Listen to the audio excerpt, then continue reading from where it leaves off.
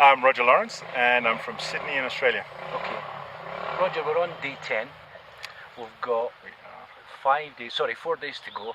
Okay, we've just crossed a pass called Carding La, the highest road in the world. How's the trip been for you so far? Absolutely exhausting. Exciting. It's been more challenging than probably anything I've ever done in my life. But with that comes more achievement than anything I've ever achieved in my life.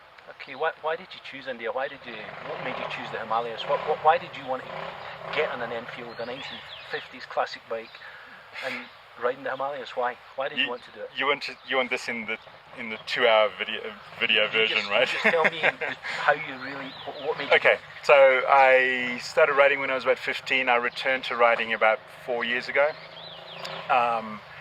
And 2 years ago, I had my first opportunity since in my 20s to ride a motorbike for long distances. I rented a bike and I went from Canada to Mexico down the Pacific Coast Highway. And I really got a love of touring on bikes. And, you know, as you do when you follow your passions, you read magazines, etc. And I had an Indian engineer that worked for me at HP who gave me a couple of DVDs of people who'd been over the Carding La. And it was, there's a worthy challenge. It's been about 18 months in the planning and the preparation. So you've ridden it around the world in other places. Tell us where else you've ridden. All in developed countries. So the US, South Africa is developed and developing. Yeah. And the UK and Australia, of course. And how does this a lot of riding in Australia. How does this compare to what you've done previously? This is nothing like that. You know, in the US, there were a couple of times when I was lost. I'd met another rider on the road. We rode together for about 4 days, and there were a couple of times when he was worried that we were going to run out of gas. And you come around the next corner, you take out your credit card, you fill up your bike. It's not a problem. You don't have to plan accommodation, and you can couch surf. And here is nothing like that. Here there are no maps. You are riding down riverbeds. You're doing 10 hours of technical endurance riding through 50-meter plus water crossings to get to the next dhaba where you might have a bread omelette for lunch if you're lucky. Or noodles. Yeah, or Maggi noodles. And so what would you say has been the highlights for you so far? What's the most memorable part? Staying alive. Okay. Yeah, that's here. right. One of the top things.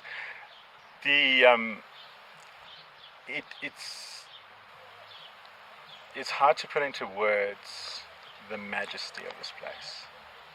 I mean, with all of the third world's, lack of roads, chaotic traffic, bus drivers out to kill you, you come around the next corner, and I've been taking videos and photos throughout the ride, and I'm saturated.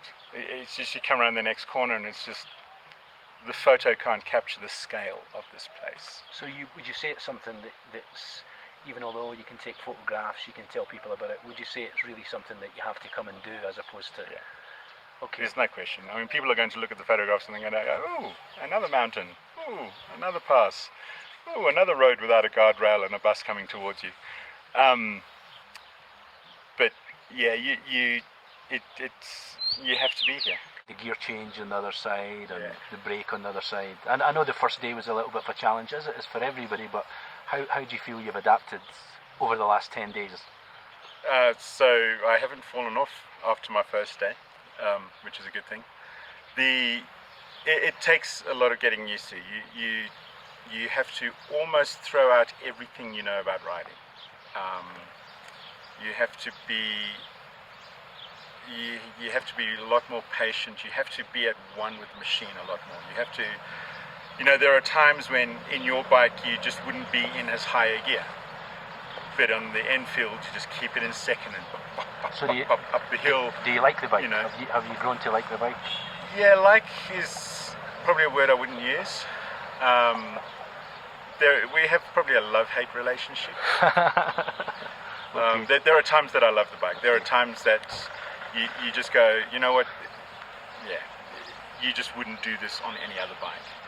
And there are times that, the bus is coming towards you and muscle memory kicks in and you're changing down gears instead of braking. and But you're having a no shit near death experience. Have you enjoyed riding it? Yeah. And are you looking forward to the next 4 days? I am. Because right at this moment in time, we've covered just over 1,000 kilometres. The next 4 days, it's taken us 10 days to do that. Yeah. The next 4 days, we're going to do that again. Very, very long days. So Yeah. you're comfortable on the bike. You're looking forward to. Yeah. Yeah. Yeah. I mean, when you get up in the morning, you put your bike gear on, Yep. and you go and ride, and you ride for 10, 11 hours, and that's what this is about. It's about riding 10, 11 hours every day. We're running with a support crew. We're running with mechanic. We're running with a doctor. We're running with driver. We've got a full support crew. How would you rate the support that you've had so far? Brilliant. Domingo is the mechanic, Yes. and he is like a god with the infield. The number of times that even experienced mechanics have said, "Oh yeah, I think it's this," and he's gone, "No, it's the airbox," or in my accident on day one, I managed to bend the forks and the crash bars and the headlights and lose indicators. And he just fixes it. And he just gets in and you just go, "Hey, Dominda, my handlebars, they just don't feel right." And he comes in and he adjusts them.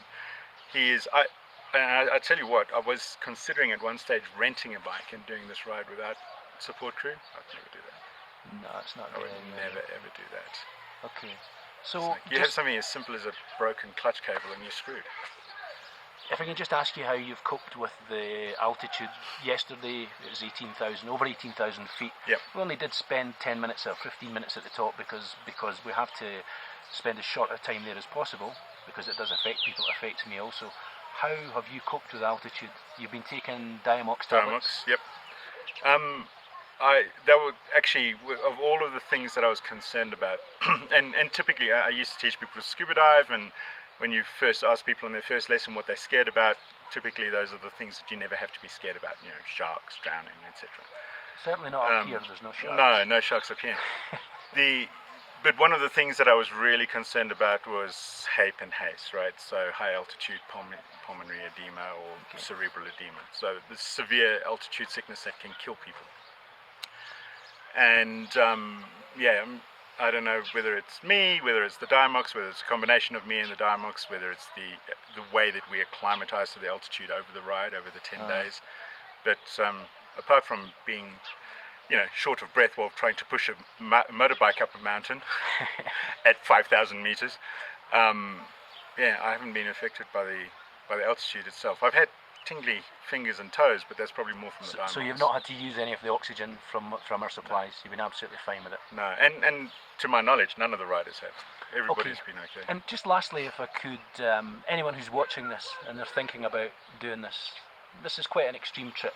This is over 2,000 kilometres. We make people well aware of that. There is another trip that we do, which is only 1,300. But this is the real deal, this one. This is Spiti Valley. This is the highest road in the world. Yeah. It's 14 days of riding. What would you say to someone who was thinking about coming on this? Maybe never ridden an Enfield before, never ridden in India. You mean someone like me? Himalayas. Yeah. What advice would you give them? I've been thinking about that. I think you definitely need a sense of humour. As we used to say in the Air Force, if you can't take a joke, you shouldn't have signed up. And you're going to be taking a lot of jokes, not only with your own riding lack of capability and the infield and the mountains and the roads, but also with everybody else taking the piss out of you. I think you need to be a person who is looking to hit magic, right? Your comfort zone, magic happens here. That by definition means you need to be comfortable with being uncomfortable. There are times when I've been on the road for 8 hours doing technical riding, and you've got 2 hours to go, and it is the worst road in the world, and it is just like, will this ever end? And there's always the option to stop the bike, jump off, get in the van. Of course you'd never live it down, right? You'd have to fly home. But you just, little things like being wet, cold, tired, sore, those are part of the experience. They're part of the adventure. So you have to have a positive attitude. You've got to get up every morning and go, you know what, it's the mountains I'm looking for, it's the ride I'm looking for, and everything else is just what the cost to do that. So if it's a yes or no answer, And last thing, sorry. the third thing is endurance. Okay. You got to have mental toughness. If you don't have mental toughness, you're not going to do this. So you've enjoyed it? I have. Thank you. Very much. Thank you.